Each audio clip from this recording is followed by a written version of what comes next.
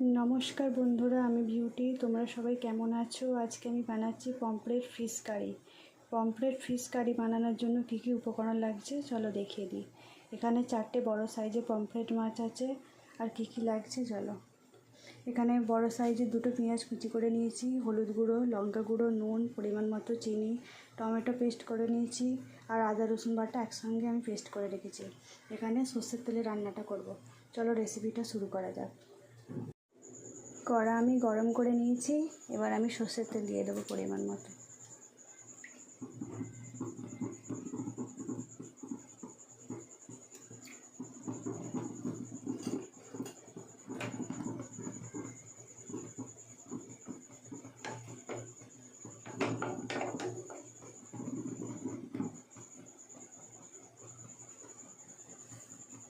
তেলটা ভালো করে গরম হয়ে গেলে মাছগুলো আমি দিয়ে দেবো। মাছগুলো দিয়ে লাল লাল করে আমি ভেজে তুলে রাখবো।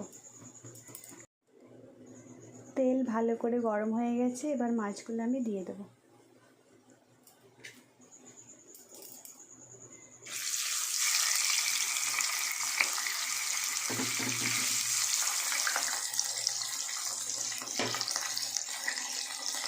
মাছগুলো মিডিয়ামভাবে লাল লাল করে ভেজে তুলে নেব। মাছগুলো এক পিঠটা ভাজা হয়ে গেছে, এবার আমি উল্টে দেবো।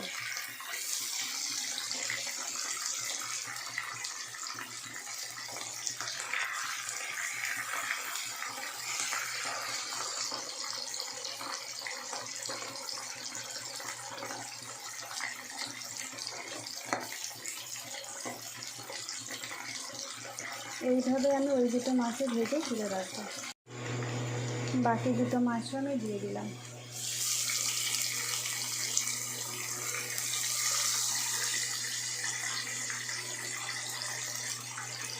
এইগুলো লাল লাল ভাজা হয়ে গেলে তুলে রাখবো। মাছগুলো লাল করে ভাজা হয়ে গেছে, এবার আমি তুলে রাখবো। ওই তেলের মধ্যে আমি পেঁয়াজ কুচিগুলো দিয়ে দেবো।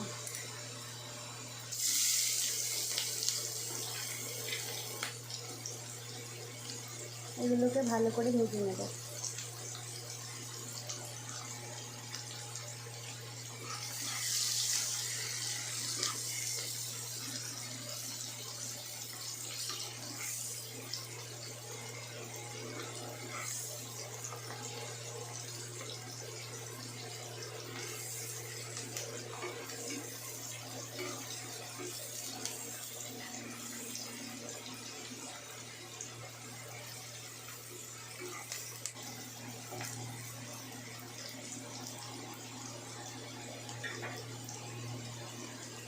পেঁয়াজ ভাজা হয়ে গেছে, এবার আমি 2টো টমেটো পেস্ট করে রেখেছিলাম সেটা দিয়ে দেবো।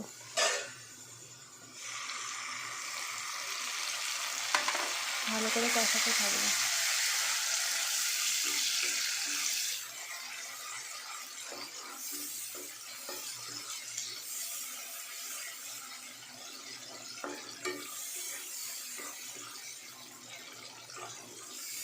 ভালো করে কষাতে থাকবো। টমেটোর একটু জল শুকনো হয়ে গেলে আদা রসুন বাটাটা দিয়ে দেবো। টমেটোর জলটা শুকনো হয়ে গেছে, এবার আমি আদা রসুন পেস্টটা দিয়ে দেবো।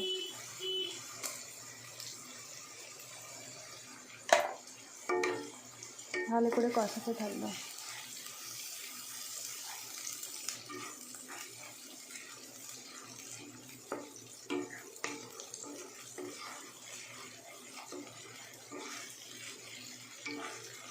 আদা রসুনের গন্ধটা চলে গেলে আমি লঙ্কা গুঁড়ো, হলুদ গুঁড়ো, চিনি, নুন সব দিয়ে দেবো।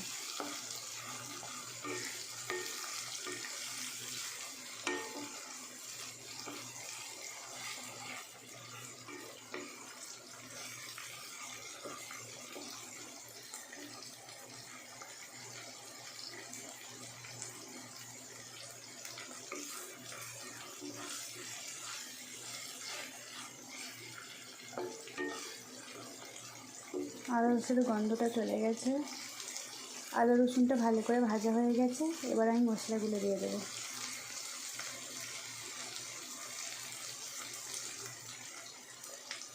হলুদ গুঁড়ো,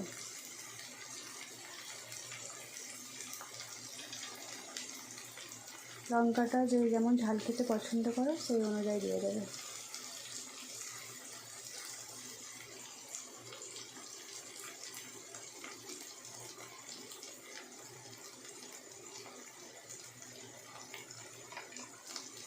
নুনটা স্বাদ অনুযায়ী দিতে হবে।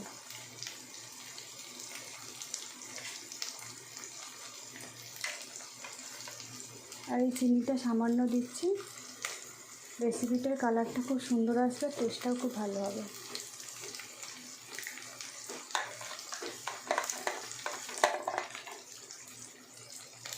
এবার এগুলো আমি ভালো করে কষিয়ে নেব।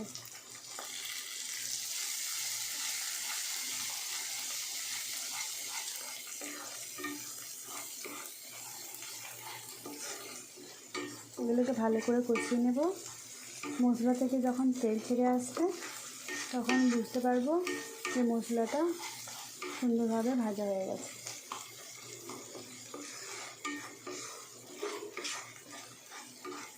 এগুলো সব ভালো করে মশলা দিয়ে কষানো হয়ে গেলে, তেল ছেড়ে আসলে মশলাটা তখন রেডি হয়ে যাবে। তারপরে জল ঢেলে দেবো।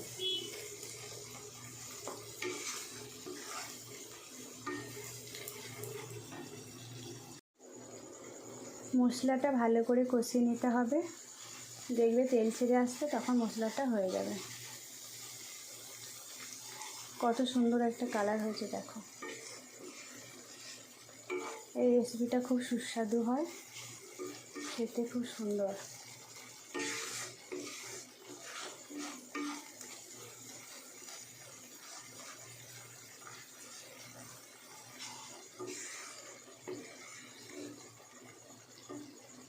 মশলা থেকে তেল ছেড়ে এসেছে, মশলাটা আমার রেডি হয়ে গেছে। এবার এতে পরিমাণ মতো জল দিয়ে দেবো।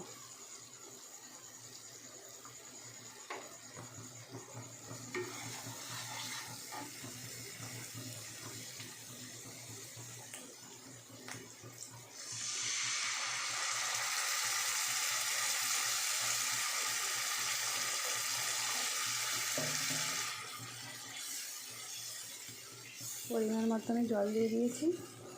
জলটা ফুটে আসলে মাছগুলো আমি দিয়ে দেবো।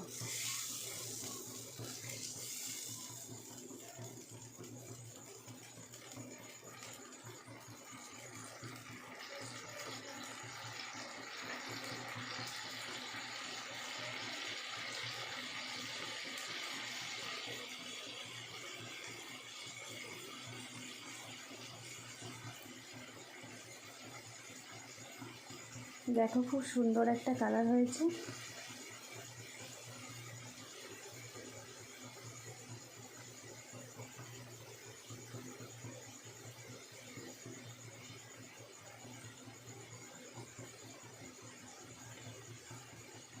জলটা ফুটে গেছে, এবার আমি মাছগুলো দিয়ে দেব।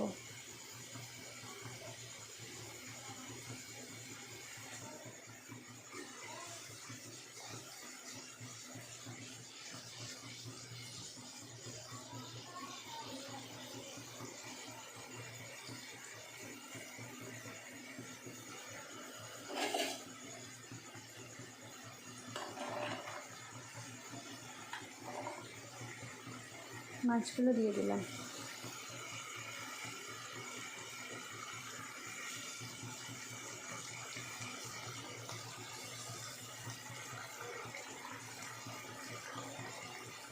মাছগুলো দিয়ে বেশি নাড়াচাড়া করা যাবে না, হালকা হাতে নাড়তে হবে, নাহলে মাছগুলো ভেঙে যাবে। এই মাছ খুব নরম হয়।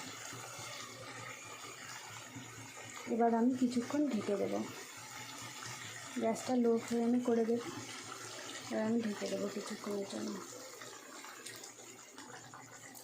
কিছুক্ষণের জন্য আমি ঢেকে দিচ্ছি।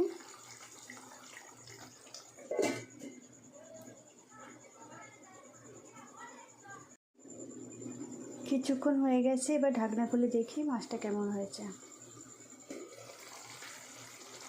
দেখো বন্ধুরা, কালারটা এত সুন্দর এসেছে আর এত সুস্বাদু হয়, দারুণ। তোমরা দেখলেই বুঝতে পারছো যে মাছের কালারটা কেমন হয়েছে, আর খেতেও তেমনি খুব সুস্বাদু হবে।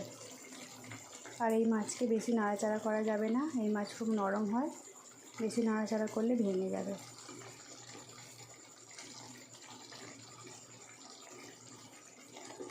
2 মিনিট পরেই আমি নামিয়ে নেব। তোমরাও আমার মতো এইভাবে রেসিপিটা পুরো সেমভাবে বানালে খুবই টেস্টি আর খুব সুস্বাদু হবে। তোমরা এইভাবে ট্রাই করে দেখবে যে রেসিপিটা কেমন হয়েছে। পমফ্রেট ফিশ কারি রেসিপিটা রেডি হয়ে গেছে, এবার আমি নামিয়ে নেব। এখানেই তোমরা মাছের গ্রেভির কালার দেখে বুঝতে পারছো রেসিপিটা কেমন হয়েছে। তোমরা আমার মতো সেম এইভাবে রেসিপিটা বানালে খুব সুস্বাদু, খুব টেস্টি হয়। আর এই মাছ খাওয়া খুবই ভালো, স্বাস্থ্যের পক্ষে উপকারী। আমার এই ভিডিওটা ভালো লাগলে লাইক, কমেন্ট, শেয়ার, সাবস্ক্রাইব করতে ভুলবে না। অন্য কোনো রান্নার ভিডিও দেখতে চাইলে আমাকে কমেন্ট বক্সে কমেন্ট করে জানাও।